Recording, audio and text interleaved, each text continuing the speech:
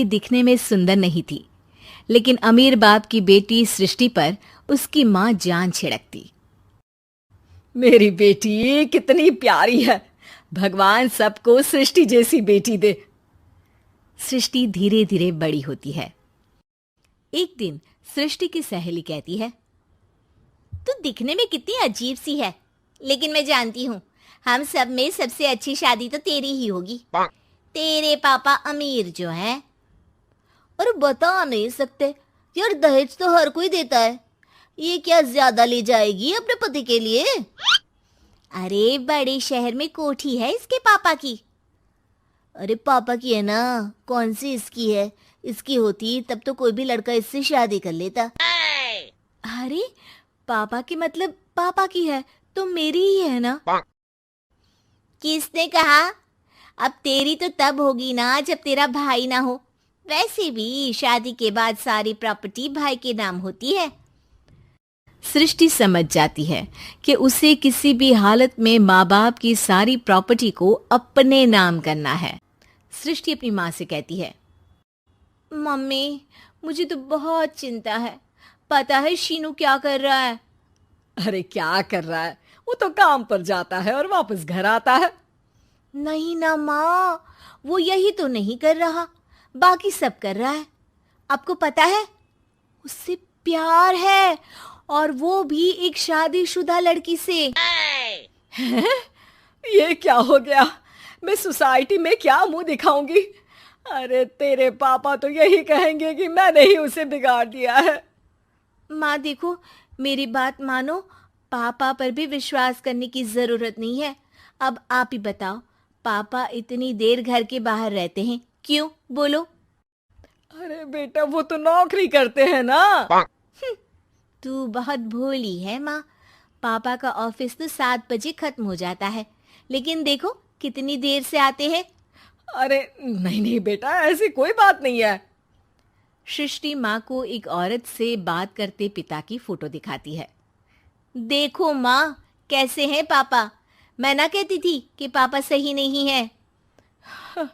मैं तेरे पापा से बात करूंगी, दे फोटो मुझे। ओ माँ, वो तो डिलीट हो गई। लेकिन चल, तूने तो देख लिया ना। पापा से बाद में बात कर लेना, और हाँ, मेरा नाम बिल्कुल मत लेना। हाँ माँ। अब क्या था, सृष्टि के माँ और पिता के बीच झगड़ा होना शुरू हो जाता है। सृष्टि के मन में क्या चल रहा था कोई नहीं जानता था। एक दिन, माँ सृष्टि के लिए एक लड़का देखा है, वो लोग शाम को उसे देखने आने वाले हैं। और हाँ माँ, एक खुशखबरी, मैं और पापा मिलकर एक नया बिजनेस ट्राई कर रहे हैं।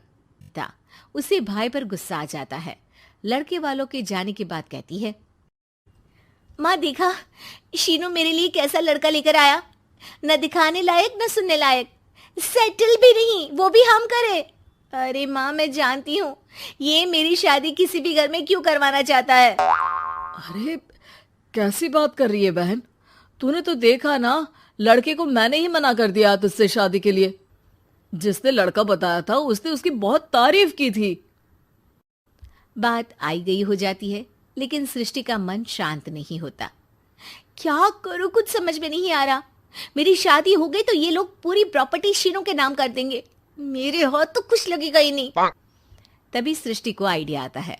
वो किसी वकील को फोन करती है। जी देखिए, अगर आपके मम्मी पापा का तलाक हो जाता है तो आपके पिता की आधी प्रॉपर्टी आपकी माँ के नाम हो जाएगी, फिर उसे वो किसी को भी दे सकती है। सृष्टि अब माँ को बेटे के खिलाफ भरती है। माँ शीनू पर नजर रखा करो, वो जिस लड़की के प्यार में है ना वो शादीशुदा है। यहाँ आएगी, सारा पैसा रुपया जमीन जायदाद सब हड़प लेगी। पापा का भी हाल तुमसे छुपा नहीं है। ऐसा ना हो कि मैं और आप एक दिन सड़क पर भीख मांगे। हे भगवान, मैं तो जीते जी मर जाऊंगी अगर ऐसा हो गया तो। ऐसा हो गया नहीं माँ, ऐसा ही होगा। अभी समय है, आगे का सोच लो। मैं तो कहती हूँ पापा से आधी प्रॉपर्टी लेकर अलग हो जाओ। पापा की आधी प्रॉपर्टी भी हम लोगों को अगर मिल जाती है ना, तो अगले 7 जन्म सफल समझो। बेचारी माँ बेटी के कहने पर पति से तलाक लेकर अलग हो जाती है। सृष्टि अब पैसों से गाड़ी और अपने दूसरे महंगे शौक पूरे करने लगी। उसके दोस्त भी उसके पैसे इस्तेमाल करते। सृष्टि, कल तुम कहाँ थी? मैं सारा दिन घर पर अकेली थी। तो मैं क्या करूं? मैंने ठेका तो नहीं लिया है ना तुम्हें संभालने का। माँ को सृष्टि से ये उम्मीद नहीं थी।